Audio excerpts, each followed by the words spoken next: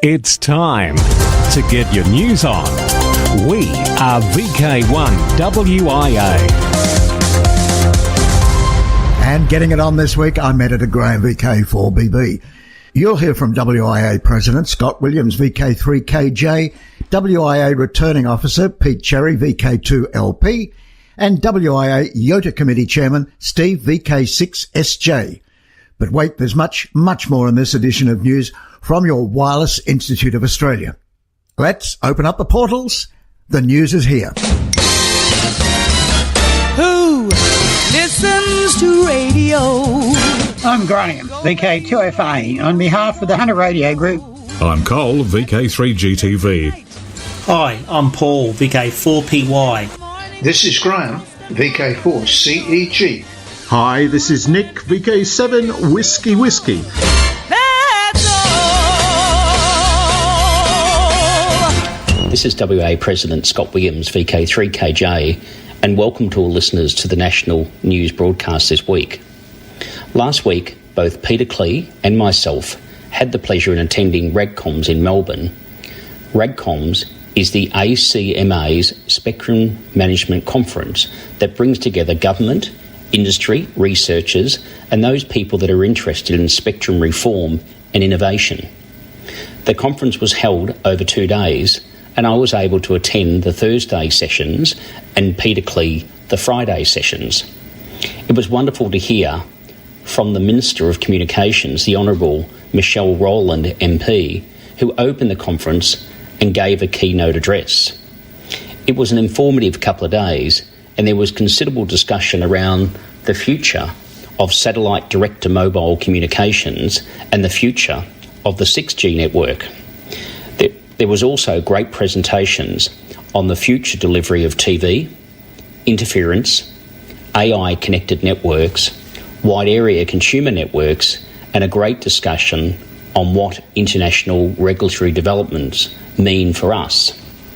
It was also wonderful to catch up and network with so many different ACMA staff, and great to see Peter Young, VK3MV, and Brian Miller, VK3MI, in attendance. This is the second time I've attended the event representing the WIA, and it was the first time Peter Klee had attended. We both enjoyed the event, and the key takeaway for us both is that the spectrum is a hot and valuable commodity, and as amateurs, we'll need to continue to fight to preserve what we have. Also this week, the ACMA published the application process of amateur beacons and repeaters. Frequency assignment practices, or FAPs as they are known, provide guidance on specific issues for frequency assignments. Under Guideline 10, the new application process has now been published on the ACMA website. This now brings to a close several years of work by the WIA to document the entire process for beacons and repeater frequency assignment. I would like to especially thank Grant Willis, VK5GR, who has worked tirelessly to document this process. It was a huge undertaking, and like everything that Grant does, it was done professionally and with open consultation. Thank you, Grant. And also, good luck, Grant, in your travels to Cocos Keeling Island this week to be active as VK9 Charlie Victor. Look out for Grant and the team, who should be active on the bands as this broadcast goes to air. The WIA will also publish the application process of amateur beacons and repeaters on our website. We've just set up a landing page and we'll populate the necessary documents shortly. Keep an eye out on our news items and social media, which we will announce its release. Finally, we wish Peter Young, VK3MV, safe travels to Thailand this week to represent the WIA for Region 3 at the IARU conference in Thailand. The WIA board met with Peter Young this week to discuss our position on several matters, and Peter will advocate and represent the interests of the WIA as a participating member society of the International Amateur Radio Union. The 40-metre band plan harmonisation will be one of the topics on the agenda, which I'm sure there will be robust discussion. Finally, I want to wish WA Director Stephen Green, VK2TSG, all the very best and for a fast recovery. Stephen has been unwell for several months, which has seen him in and out of hospital. Get well, Stephen, and hopefully we'll see you back on board soon.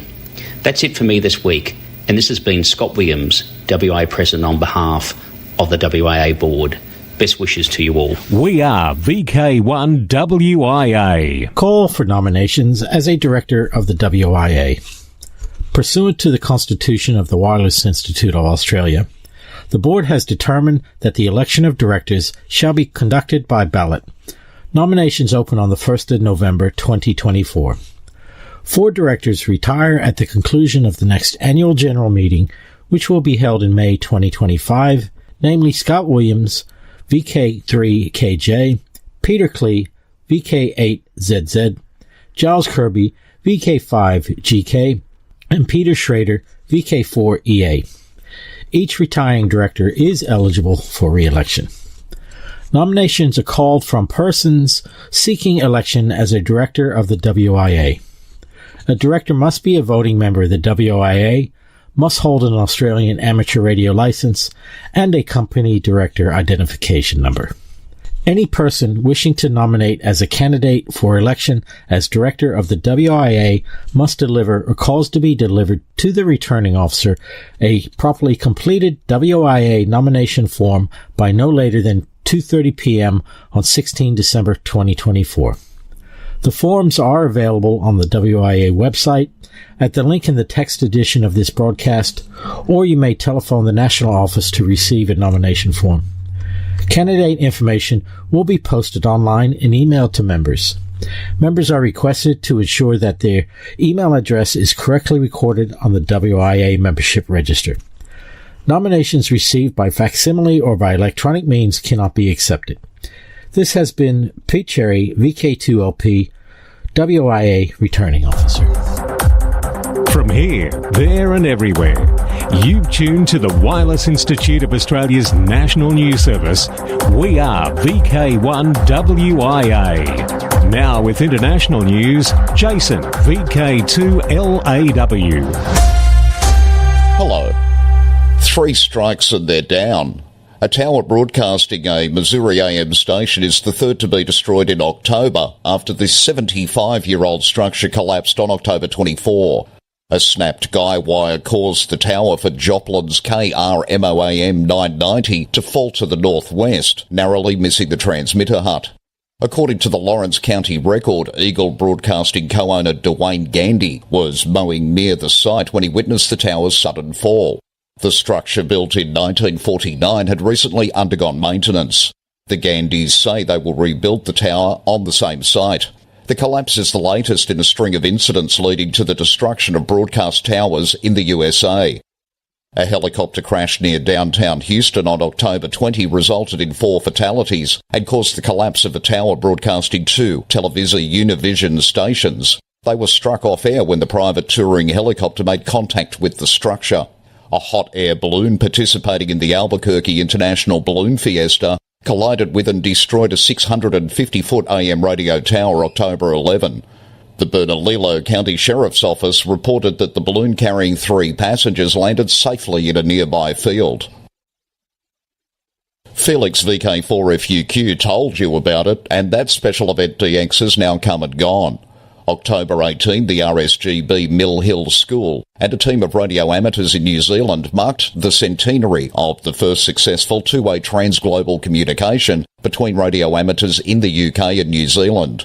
The original contact between Frank Bell, 4 Alpha Alpha in New Zealand, and Cecil Goyder, 2 Sierra Zulu, in Mill Hill School in North London was reenacted at the school on a wavelength as close as possible to the original. Members of 2SZ's family watched the reenactment and chatted to pupils. As part of wider celebrations for the day, the school put on activities including a builder radio workshop. RSGB Life President Don Beattie, Golf 3 Bravo Juliet, said that he was delighted by the success of the event and that it had given students the opportunity to learn how groundbreaking that first radio contact was with New Zealand.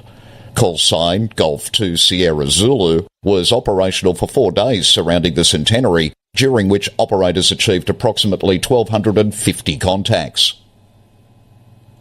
A contest a little different. SWL Contest 2025. For shortwave listeners interested in medium and shortwave broadcast DX, you may be interested to learn about a dedicated SWL contest taking place next year.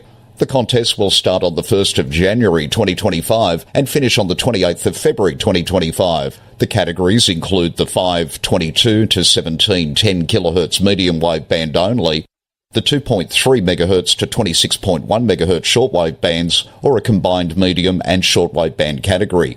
You can use real radio or a web-based software-defined receiver. Further information may be found via a web search for SWL Contest 2025. Administration eases restrictions on space-related exports.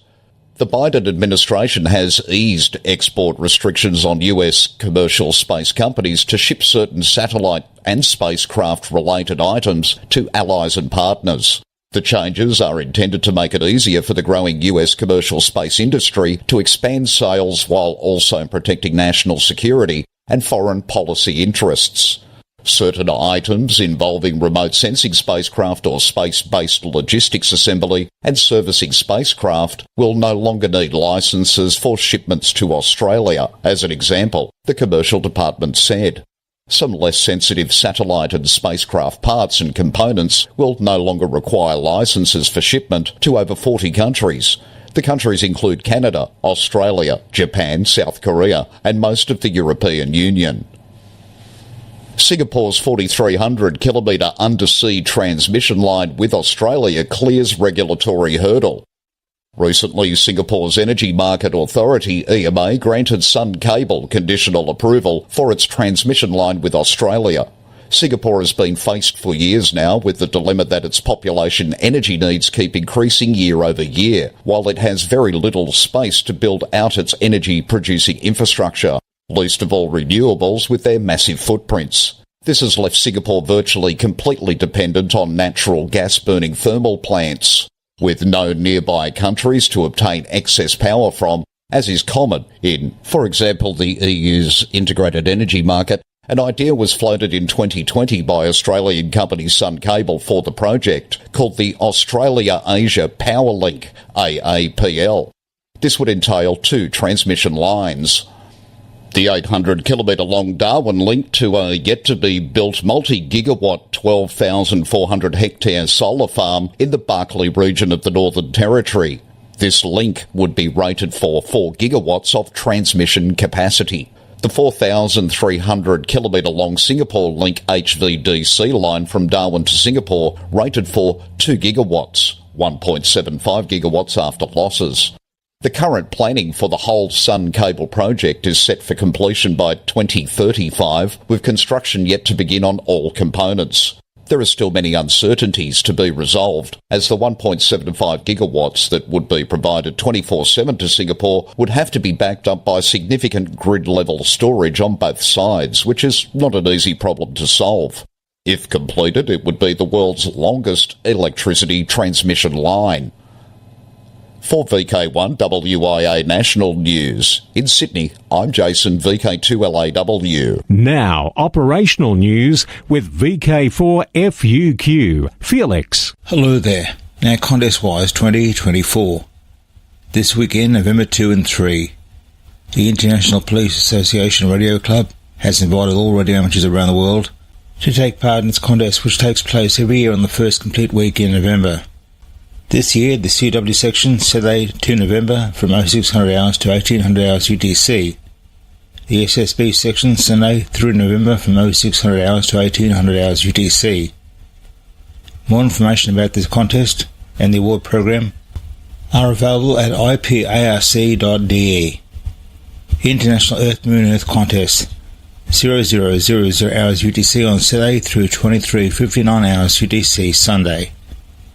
50 to 1296 MHz November 16-17. Work as many amateur stations as possible by the Earth Moon Earth path on any authorised amateur frequency in the bands 50 to 1296 MHz.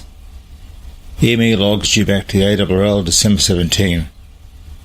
VHF UHF Field Day Spring 2024. Saturday 23 November through Sunday 24 November. AWL 160 metre CW. December 6 to 8 is the date this year, but is always the first full weekend of December.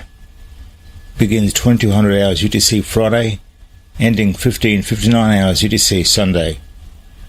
This is a 42-hour period with no time limitation. Logs must be returned within 7 days. 10 metre AWL contest. For amateurs worldwide to exchange QSL information with as many stations as possible on the 10 metre band. Second full weekend of December starts 0000 hours UTC Saturday, runs through 23:59 hours UTC Sunday, December 14-15. Again, as in most AWL tests, logs are to be completed and returned within 7 days. Yoda contest. Youth on the Air Test 3 of 3 will be from 10 hours to 21:59 hours UTC on 29 December on the 5 classic bands CW and SSB. DX window to the world. Special call sign PH80LIB will be in use from various locations until the 10th of November to commemorate the 80th anniversary of the liberation of southern Netherlands in the autumn of 1944. PH80LIB will be on the 8 of the 10 metre bands using SSB, CW and digital modes. QSL special station PH80LIB via the Bureau. Maurizio. IK2GZU is active as 5H3MB from Tanzania until the 11th of November while doing volunteer work at a local school. In his spare time he is operating SSB, CW and digital modes on the 8 of the 10 metre bands. QSL via Club Logs OQRS, Logbook of the World, EQSL or direct via IK2GZU.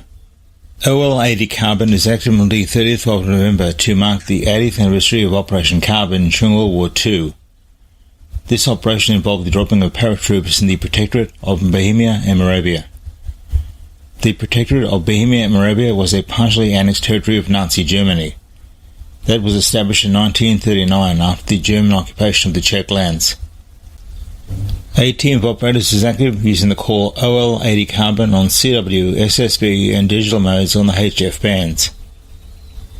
Celebrating the 100th anniversary of Radio Belgrade, the Belgrade Amateur Radio Club is active as YT100RB and YU1924RB until November 30. For details of a certificate that is available, see yu1ano.org.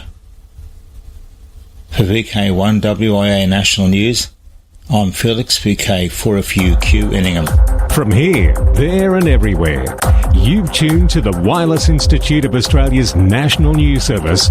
We are VK1WIA. Now, Special Interest Group News with Cole, VK3GTV. Hello, first up it's Worldwide Special Interest Group News, Summits on the Air, Worldwide Flora and Fauna Program, Parks on the Air and other adventure groups. 2024 VKFF National Get-Together in Bendigo, Central Victoria. Over 50 enthusiastic VKFF parks activators and hunters converged on Bendigo last weekend, October 25th to 27th, for the VKFF National Get-Together. One of the participants was Graham, VK3GRK, who writes, "The weekend started off with a well-attended dinner at the historic Shamrock Hotel, where participants were given their VKFF show bag and pre-ordered merchandise. Saturday presentations at the Quality Hotel Lakeside included tips for activators and hunters, mapping, satellites, software and websites, CW and digital modes, antennas and power supplies, and a very interesting presentation about snake awareness and safety by Tamika from Greater Bendigo Snake Control. There was a selection of excellent raffle prizes with the proceeds donated to Trees for Life. The Saturday evening dinner featured guest speaker Jordan Crook, Parks and Nature campaigner from the Victoria National Parks Association. Jordan gave an overview of the VNPA and their efforts to encourage more funding for programs and organisations that look after our parks. Sunday breakfast was hosted by the Bendigo Amateur Radio and Electronics Club at their club rooms, and this was followed by a number of activators heading out to various parks in the area. As a result, the bands were very busy and some took the opportunity to activate new parks that have recently been added to VKFF. The weekend also provided an opportunity to catch up with amateur radio friends and to put a face to a voice and call sign. Congratulations should go to the VKFF organising team for a well-organised weekend, and no doubt they'll look forward to seeing you all at the VKFF National Get-Together next year in Canberra. Thanks, Graham, for that report. Next up, it's Worldwide Special Interest Group's Final Frontier. Intelsat satellite explodes in orbit. An Intelsat communication satellite built by Boeing has exploded and broken up in geostationary orbit. Intelsat confirmed the news, declaring the satellite a total loss. The US Space Force said that it's tracking around 20 associated pieces but has observed no immediate threats to other satellites so far. Roscosmos said it was tracking 80 fragments. The cause of the explosion is not yet known, but the news is another blow for Boeing following Starliner's failed crew test flight, problems with the 737 MAX and delays to the 777X. Intelsat said it's working to move customers to its other satellites or third-party spacecraft. A failure review board has convened to complete a comprehensive analysis of the cause, the company wrote, with a spokesperson telling Space News the satellite was uninsured. FunCube AO73 is now in autonomous mode, meaning high-powered telemetry when in daylight and transponder when the satellite is in eclipse. Controllers are watching the effect on its 11-year-old batteries. If the batteries suffer badly, they'll revert to eclipse mode. All telemetry will be gratefully received via the link in the text and video versions of this news broadcast. Worldwide Special Interest Groups, Military. George, MM0JNL, is active as GB0GTS until the 18th of November to raise awareness of homeless military veterans in association with the Great Tommy Sleepout organised by the Royal British Legion Industries. The station operates on the 80 through to 10 metre bands using SSB. GB0GTS will operate at least one full night roughing it outside as part of the Great Tommy Sleepout. Could satellite signals unstealth stealth aircraft? A recent Chinese study shows that Starlink satellites could provide a means for detecting stealth aircraft. Stealth technology is devoted to developing aircraft shapes and surfaces that reduce the radar signature and deflect radar beams. But Chinese researchers have found that aircraft, including stealth aircraft, cause interference in regular satellite signals that can be analysed to detect their presence, even when they're invisible to radar. This technology would have an added advantage over radar of not requiring easily detectable radar emissions. And as more Starlink satellites are placed in orbit, more opportunity exists for piggybacking on their transmissions for this purpose. Though they noted that their research is still in the experimental stage, Chinese scientists are already considering using other similar satellite constellations, including those from the Chinese Thousand Sails program. Worldwide Special Interest Groups, Radio Amateur Oldtimers.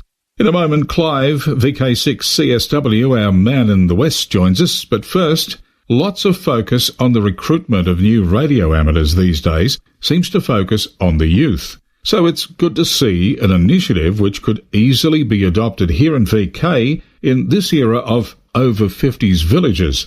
Okay, I'm aware of some with antenna restrictions, but in the US, Homestead Village Amateur Radio Club was invited to set up a display for the county-wide open house for retirement communities, and with that, they hope to attract some new members for their club. The Homestead Village Amateur Radio Club, HVARC, has an established station in the Homestead Barn and operates public service events and training for those interested in obtaining their amateur radio licence.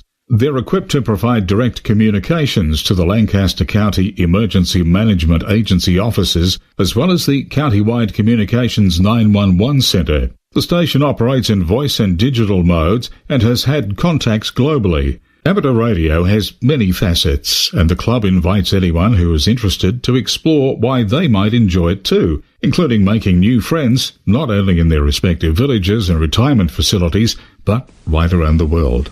Hello everyone, this is Clive, VK6 CSW, reminding you that tomorrow is the first Monday of the month, time for the Radio Amateurs Old Timers Club of Australia's November Bulletin to go to air. This month, instead of the usual broadcast, we offer an historical broadcast from years past by Alan Doble, VK3AMD, from August 2002. The usual news and information will be broadcast next month. Everyone, RAOTC members and non-members alike, is most welcome to listen to the program and to join in the callbacks afterwards.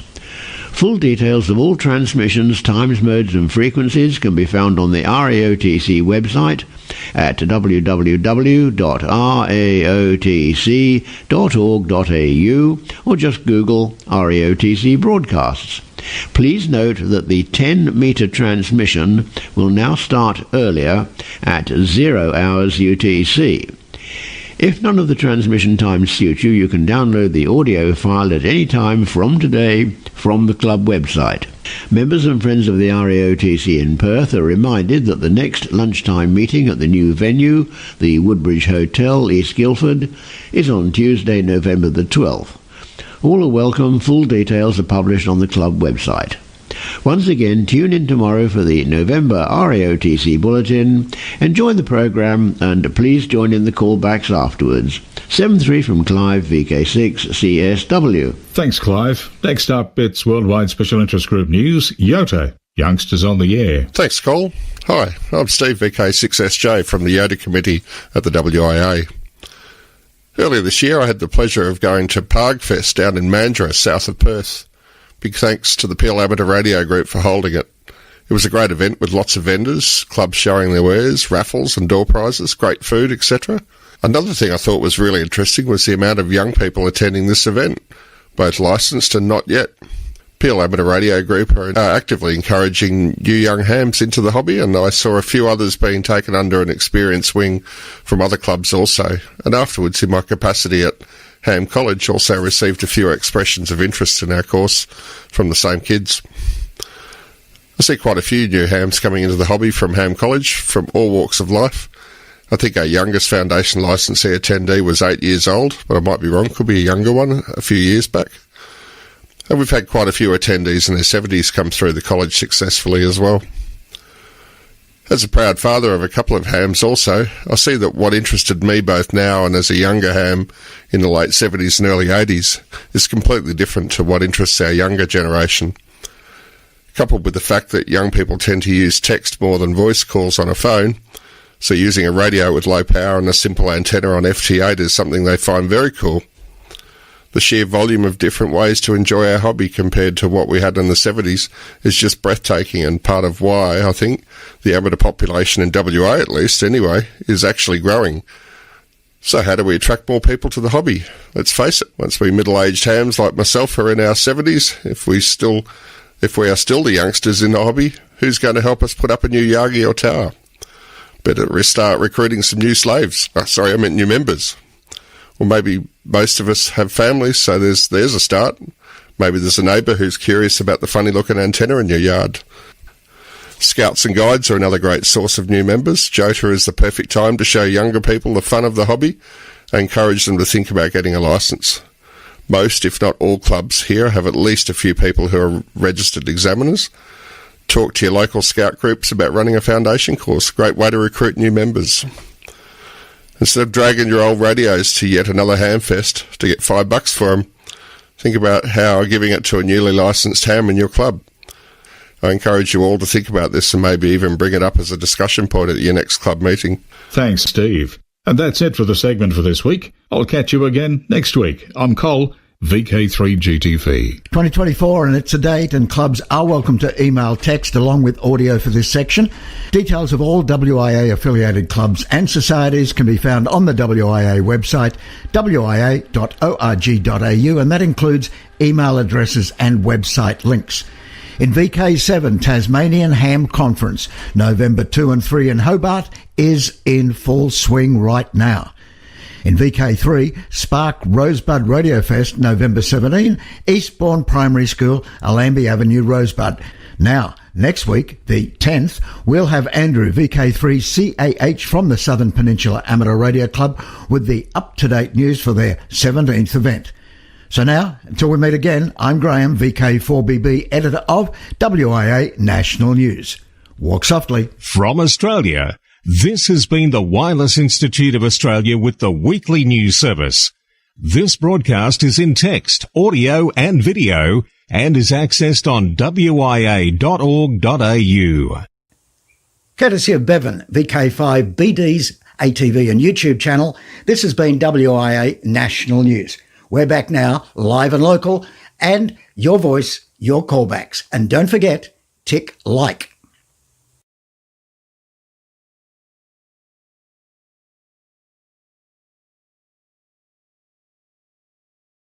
Hello there, this is VK3OTN, the official station of the Radio Amateur Oldtimers Club of Australia, with a monthly news broadcast for members and friends of the club for November 2024. This month, instead of the usual broadcast, we will offer an historical broadcast from years past.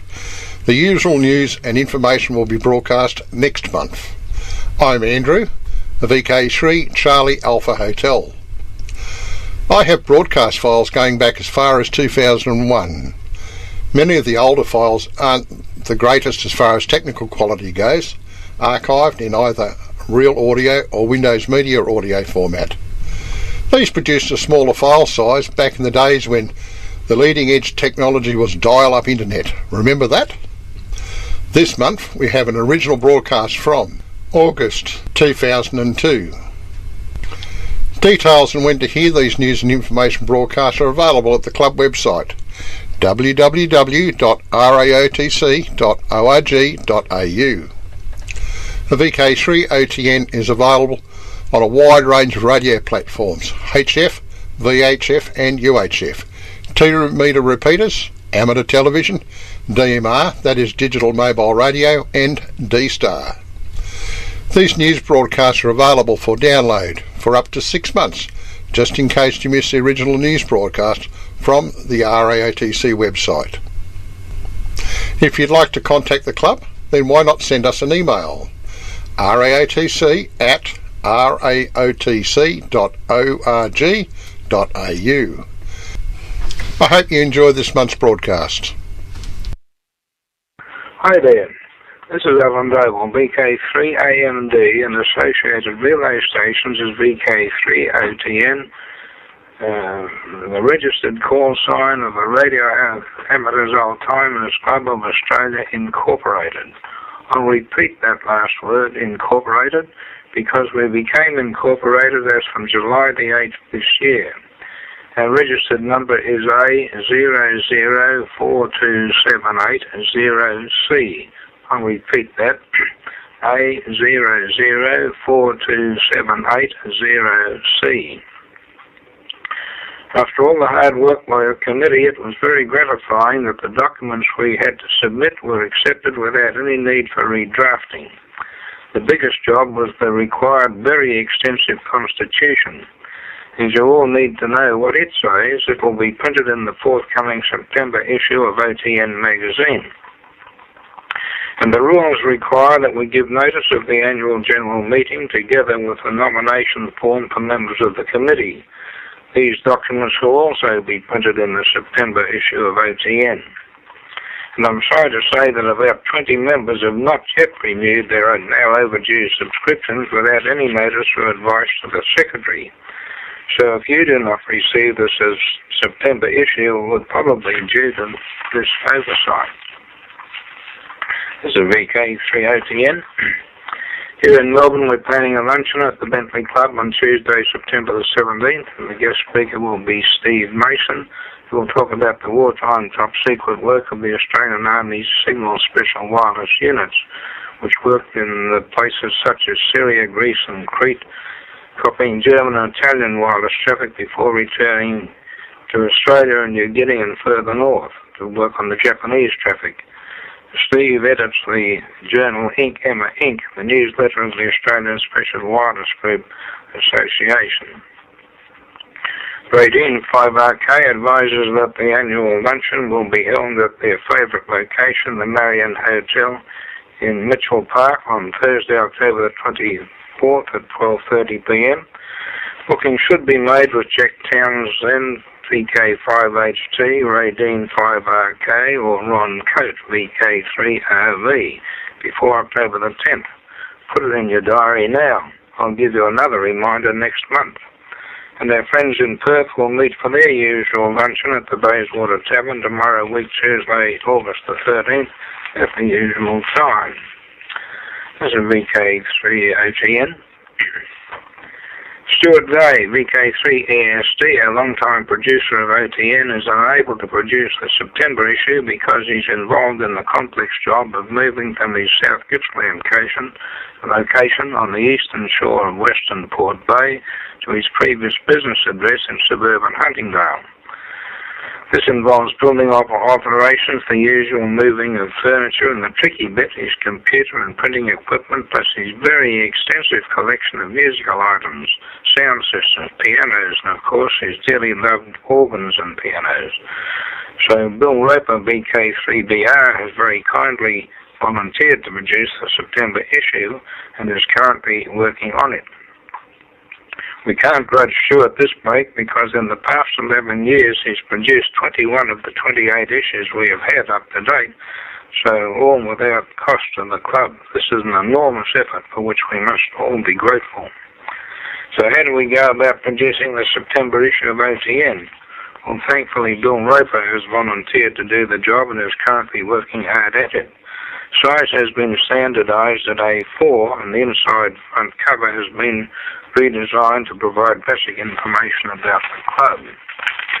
This is VK3OTN.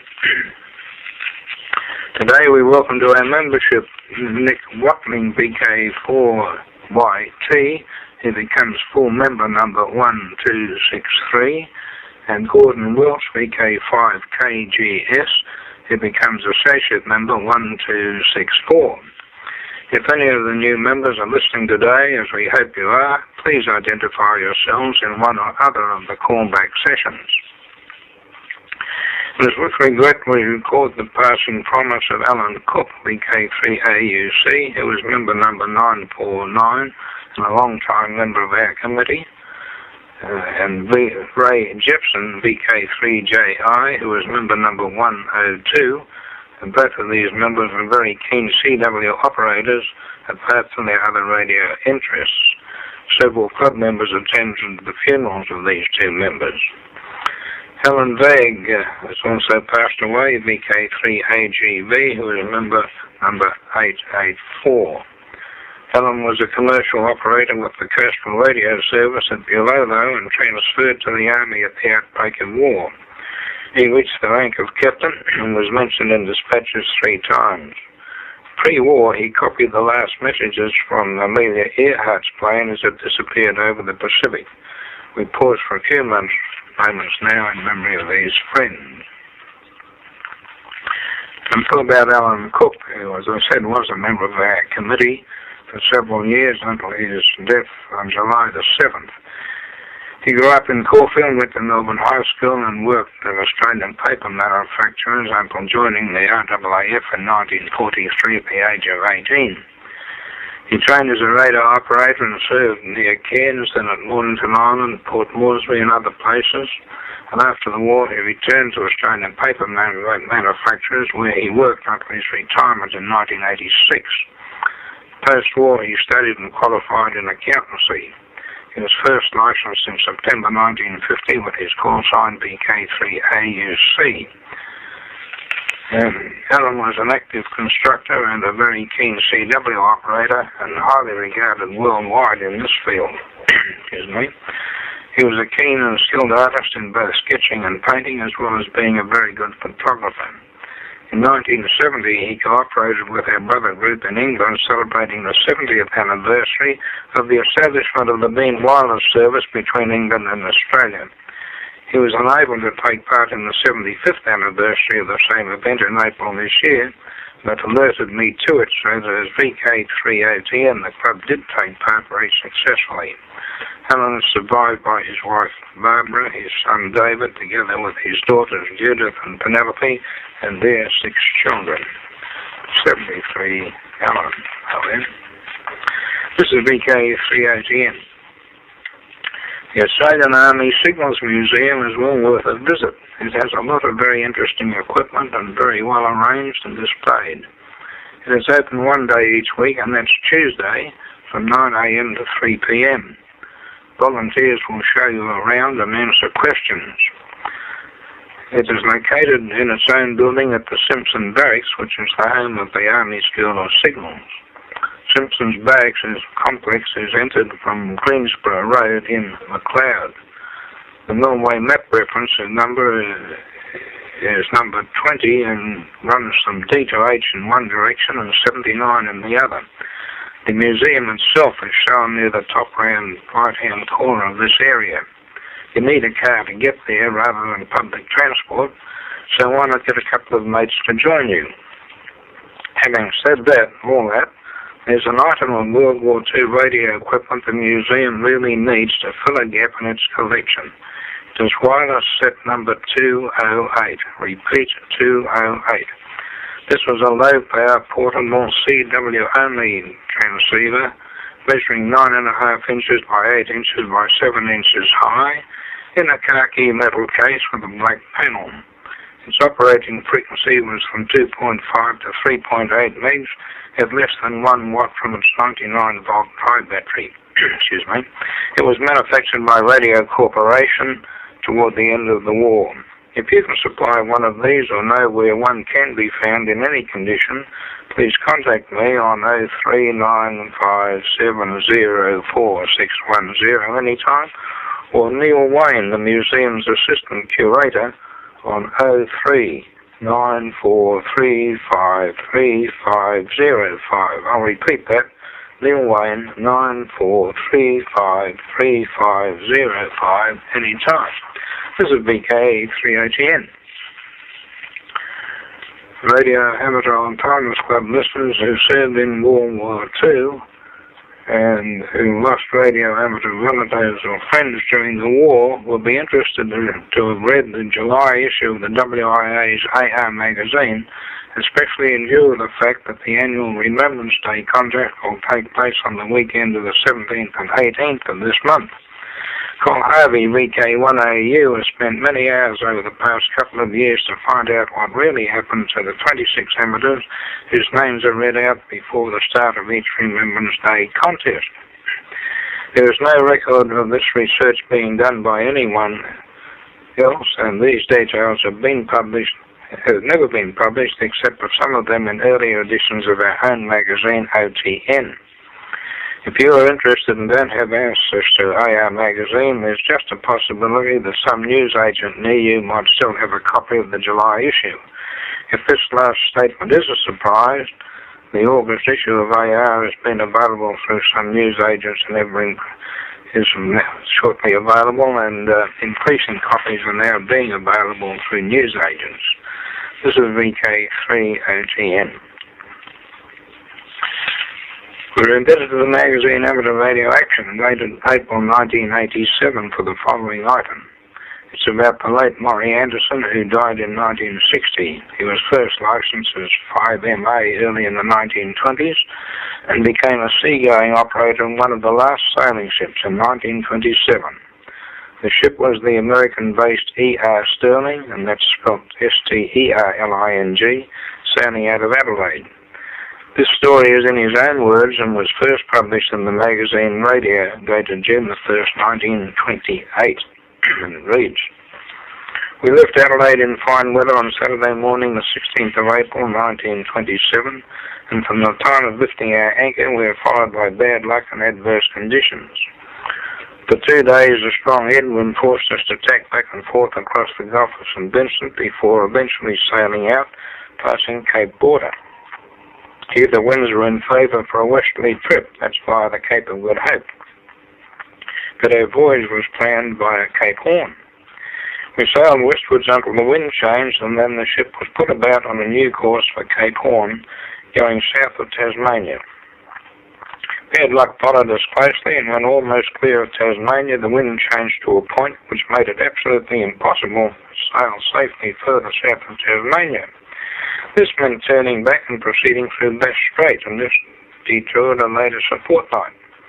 The next stage of our journey was down south of New Zealand. On several occasions in these waters, I was able to chat direct with my people at home via South Australian experimental stations who were also telephone subscribers. My signals were answered from my home via telephone, and shortwave radio replies were almost immediately received on board. Here again, fate stepped in and the dynamo burnt out due to a radio frequency leak. This meant no radio or lights, as the damage was too extensive to be repaired at sea, but a makeshift contraption was available in the form of a 5 horsepower electric motor. This I screwed to the deck, and a belt drive was rigged from the flywheel of the petrol motor, but on starting up it was found that the meters showed no signs of output. After testing various circuits, it was discovered there was no circuit through the field coils. Closer inspection showed that salt water had gained access to the fine copper winding and eaten through in many places. After joining these fractures, a more serious defect showed up. This wire was enamel coated, and while being handled, the enamel, which was brittle with age, cracked off, leaving the bare copper. The pot of enamel insulating varnish luckily was among the stores, so I commenced the long, tedious job of enameling these many hundreds of feet of wire by hand. After many tedious hours of work, these 2 coils were completed and replaced on the pole pieces of the motor. The speed at which this motor had to be driven in order to maintain an output great enough to supply the ship's wireless alternator was excessive, and the petrol motor would not run at this speed without undue overheating. Once again, after reducing the number of turns, this old motor was encouraged to generate, and we were once more in communication with the world. The job of this nature is considered small when done in a workshop on shore, but when done on board a sailing vessel in the roaring 40s, it's a horse of another colour. The shortwave set and dynamotor, filters, etc. had to be dismantled and packed away below for a couple of weeks while we were down south, owing to the tremendous seas breaking on board and gaining access to the radio room. One large wave broke in the door of the shack and swept it off its hinges. Shortly after passing Antipodes Island, a peculiar change took place with signals from the Rugby long wave station. The tone of his signal became split as though I was receiving it both ways around the world, one signal a fraction before the other. At this time, we were practically on the spot of the globe directly opposite where Rugby is situated. It was about these latitudes that we began to realize the value of shortwave radio, as our course was much further south than that taken by steamers, so that we were isolated except for the fact that shortwave signals were not affected by distance even while sailing among icebergs, which act as effective screens to ordinary wireless signals. We still enjoyed musical programs and speeches from such distant places as New York University, and could also distinctly hear dishes rattling while listening to dinner dance music from large hotels in New York. Look at a map of South America and you will better understand how this was appreciated. We were at that time between 300 and 400 miles south of Cape Horn. The furthest point south was 58 degrees south latitude. A heavy gale was encountered off the Falkland Islands, and after many anxious periods, the vessel defied fate once more, but not before the main and mizzen masts crashed to the rail. These huge masts measured approximately 3 feet in diameter at the deck and are over 100 feet in length, weighing several tons. The base of the main mast crashed through the roof of the forward house, smashing the cook's cabin to pieces. These masts were finally swept overboard by the mountainous seas and continued to drag over our starboard sides as they were still held fast to the ship by their wire ropes and rigging. We were threatened by a still greater danger. One of these wooden masts floated up at our stern, striking the rudder with great force several times before the wire rigging was cut through with saws and axes, allowing the wreckage to go free. One of the lifeboats, which was on top of the forward house, was discovered beneath the wreckage, crushed flat as though made of paper. The galley stove was turned over by the falling mast as it crashed through the topside, leaving the deck spread with a mixture of doughs, saucepans, and hot ashes. The immense sails blew up like toy balloons and burst into thousands of shreds. After weathering this storm, our course was altered for Montevideo. where it was hoped the damage to the rigging could be repaired, but on finding the vessel was still manageable, we continued on our journey to England, as this was the destination of our cargo of 4,000 tons of wheat. On starting the large gas engine to hoist sails after this disaster, it fired late owing to being waterlogged and ripped several teeth out of the timing gear wheel, putting the winch immediately out of action. This meant that the sails would have to be hoisted by hand in rough weather. This was almost impossible, as sails are very unruly things while hanging loose, as they would be during the slow process of hoisting by hand. Some of them never reached the top. I set to work on the timing wheel to insert artificial steel teeth. The foundations of these teeth were drilled with a small hand drill. Each tooth was replaced by 3 artificial studs side by side, and after a week of practically continuous labouring, this engine was once more in commission and we were able to hoist sail once more. I mention these incidents as an explanation, and the reason why, as wireless operator of a sailing vessel, I was unable to keep a nightly schedule of transmission, as impossible as the station operated on shore. Sparks on a sailing vessel is called upon to act in many capacities other than a brass bounder. By the way, this is VK3OTN. Again, shortwave radio came to the fore, and news of our mishap was flashed through the vessel's home port, Seattle, near Michigan, and American stations were communicated with between South America and Africa, obtaining maximum strength reports on many occasions.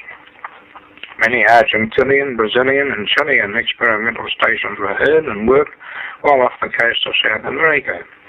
This work was done on a temporary aerial rigged up when the main aerial was carried away during the gale that partially dismasted us. A new permanent twin aerial was erected while off the South American coast. Broadcasting stations were received very well here, but their identity is unknown to me, as their announcements were made in foreign languages.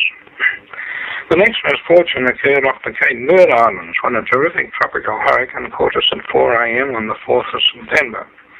About 7 a.m., 5 of the sailors were still out on the yards of the foremost taking in sail, but by some natural instinct one came down to the deck and the others followed closely, only to reach the deck just in time to see the mast snap off at the foreyard, and almost simultaneously snap in a second place just below the topsail as it commenced to fall squarely on top of the forecastle house and galley.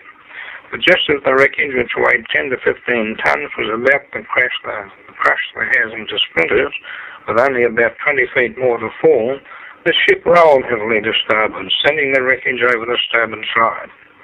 This cumbersome mast, dragged by the ship's side, held by the steel rope, dangerously probing and seriously denting the side of the hull, until it was set free to sink to the bottom with the exception of a piece of a topsail yard which floated by us for some time, indicating that we were making no progress. At this time, a huge wave leapt angrily over the rail to the deck, smashing the pump and one ventilator off flush with the decks. The mast hatch was then discovered to have 2 strong backs broken and one cover smashed. The captain called all hands to the poop deck. One seaman was swept off his feet while attempting to reach the poop but escaped without injury. Much loose wreckage was hurled dangerously from one side of the deck to the other with great force, and remaining portions of the badly torn sails were lashed over the main hatchway, preventing the heavy seas from washing the hatch covers loose. The ventilator cavity was also patched up, and for a few minutes after the main hatch cover was discovered to have caved in, it looked as though we were safe for just as long as it took to fill the hull with water. And as many hundreds of tons left over the rails every few minutes, you may guess we spent a few anxious moments. I had a schedule with 8DLD and Mr. Prescott of Michigan at 2 a.m. each morning. I told him on this particular morning that it was too rough to chat with him. I had just gone below when I was told the ship was in a hurricane. When I arrived on deck, all sails on the foremast were in ribbons except the upper topsail. I had to grip the binnacle standards to prevent myself from being blown away. This is VK3OTN. The wind was fierce and the seas were mountainous and quite white in appearance.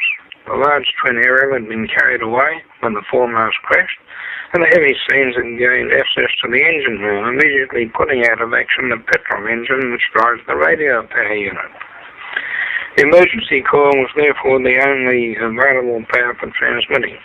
I then rigged up a temporary single-wire aerial from the top of the remaining mast and reached to the top of the stump of the foremast.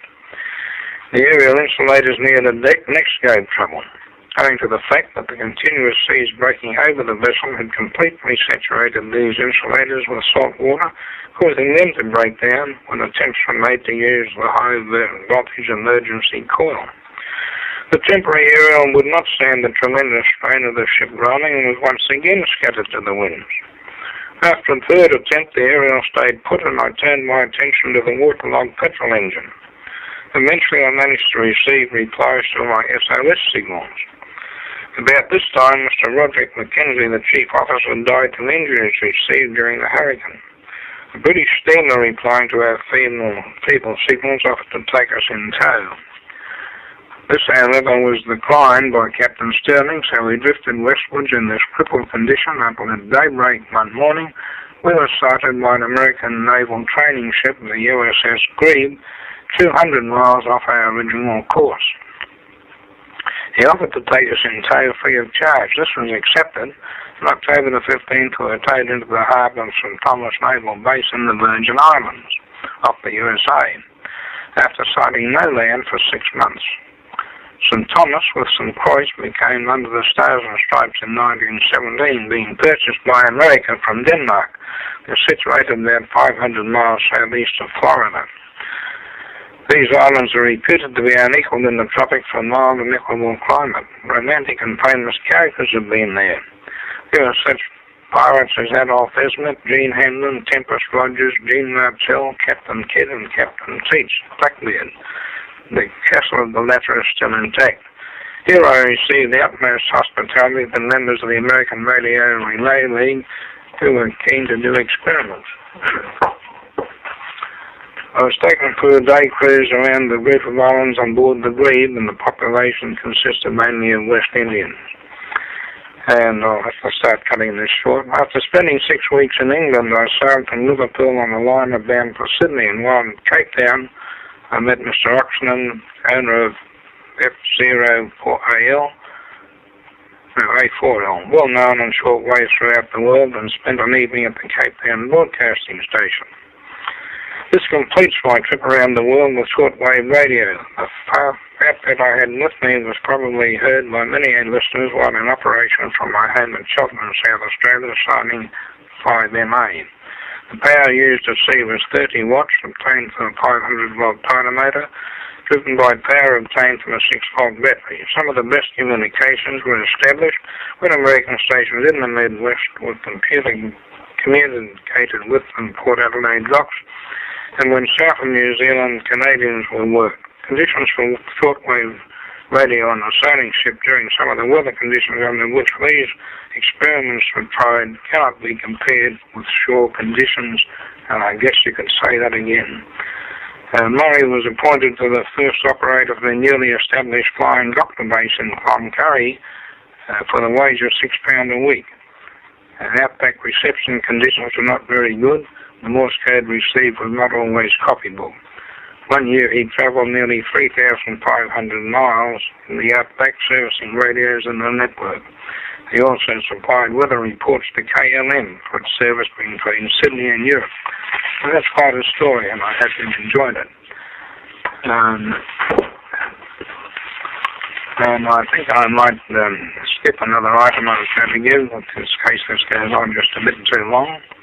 I have an interesting one here from Harry Major about the legendary National HRO receiver and how it got its name. It was printed in the magazine Practical Wireless in May 1985 and reads as follows. The author is Charles E. Miller, and under the heading of Valve Communication Receivers, he writes, The National HRO, a postscript. During my research for the article on the HRO, I made many attempts to discover just what the 3 letters stood for, but without success. It was even suggested to me that they were completely meaningless, like the S in Harry S. Truman's name. At last, however, the investigative patience of one of my spies has paid off, and I am able to bring you the truth of the matter, or at least a very plausible explanation. Since the HRO is considered to be very much the province of the amateur, it may come as a shock to find that it was developed to meet the purely commercial need in the American aviation industry. At the beginning of the 1930s, civil airlines in the USA were confined largely to daylight flying, since navigational aids were at a minimum. What few night flights were made depended on light beacons set on high ground to keep them on the straight and narrow, since the primitive radio equipment then available was not reliable enough for consistent communications. The U.S. Department of Commerce was anxious to remedy this situation, proposing a nationwide network of radio beacons and ground-to-air speech facilities. Contracts were let to several noted radio and electrical firms for the supply of the necessary transmitters and receivers. General Electric America made the ground-based transmitters, Aircraft Radio Corp the airborne equipment, and what was then a minor radio manufacturer was asked to develop a ground-based receiver, as was the national company of New Malden in Massachusetts. The director of the project for National was James Millen, a licensed hand whose call sign was originally 2BY Peter and changed to W1HRX. The first result was a receiver known as the AGS, the Aviation Ground Station. This being a fairly simple step ahead, employing plug-in coils. Many of the airlines adopted the AGS, but others felt that something more sophisticated was called for. Transcontinental and Western Airlines engaged Herbert Hoover Jr., W6ZH, the sometime president of the ARRL, to work in conjunction with Jim Millen on a state-of-the-art receiver. Hoover set up a small laboratory directed by Howard Morgan of the Western Electric Company, in which the purely electrical design of the new receiver was to be carried out, whilst the mechanical work was in the hands of Millen, 3,000 miles away on the east coast. This involved much overtime on the part of toolmakers working on the various dies and jigs used to build the chassis, screening cans, and other metal components. These men had to complete their time sheets for the work they put in, and the forms normally being allocated a serial number or letters to indicate what particular job was involved. No official serial having been given to the new receiver, the workmen created one of their own. Because the job had to be carried out at top speed, they called it HOR, for hell of a rush. The initial stuck, and so it was as the HOR that Millen took the completed prototype chassis to Hoover's laboratory for the wiring job and subsequent testing. Naturally enough, there were a few unexpected snags that had to be corrected, but in all the set was a great success. Arrangements were made in December 1930 to announce it in the December 1934 issue of magazine QST. Just in time, someone realized the letters HOR might be capable of another interpretation or pronunciation, and they reshuffled to make it HRO. So there you have it. I can only say that if it isn't true, it ought to be, recalling the famous editor who once said, "If the legend outstrips the truth, print the legend." And that was written by Chas Miller, with grateful thanks to Ray Williams, who made it all possible. This is VK3OTN for the Radio Amateur Old Timers Club. We invite interested amateurs to join the Radio Amateur Old Timers Club Incorporated. We have 2 grades of membership. Full membership is available for those who have been licensed for 25 years and more, and associated membership is available to those who have been licensed for 10 years or more. Age does not enter into it. Subscriptions are currently $8 per annum, plus a joining fee of $5. These figures apply to both grades of membership. Members get 2 interesting magazines each year, one in March and one in September, and associate members become full members automatically when the 25-year date comes up. Associate members cannot hold office in the club. That's the only real difference. If you would like to receive the membership application form, please contact Back Secretary Arthur Evans, VK3VQ, telephone number 9598462. Repeat, 0395984262. Or myself, Alan Doble, VK3AMD, telephone 0395704610. Repeat, 0395704610. And we're both QTHR in any call book. This is VK3OTN. And a lady was leaving to spend a couple of weeks in England to attend a conference. When she's leaving, she asked her husband if there's anything he'd like her to bring back for him. He laughed a bit and said, well, a lovely young English girl would be very nice. When the lady returned home, the husband asked if she'd acted on his request, and she said, well, I tried my hardest, and I do hope it turns out to be a girl. And on that happy note, I guess I'll be reading it till next month. This is Alan Global VK3AMD, and associated relay stations is VK3ATN, the official call sign of the Radio Amateur Old-Timers Club of Australia Incorporated. We're now concluding our transmission for this month and hope you found it interesting and enjoyable. We'll be on the air again on Monday the 2nd of September and Monday the 7th of October at the same times and the same frequencies as today. You have been listening to VK3OTN. VK3OTN is the official station of the Radio Amateurs Old-Timers Club, Australia. This concludes this month's News and Information Bulletin. The next RAOTC News and Information broadcast will take place on the first Monday of next month, on the same frequencies, and at the same times as today, with the exception of January. Thanks for being with us, and we hope you will join in the callbacks, where callbacks are taken. 73 everyone.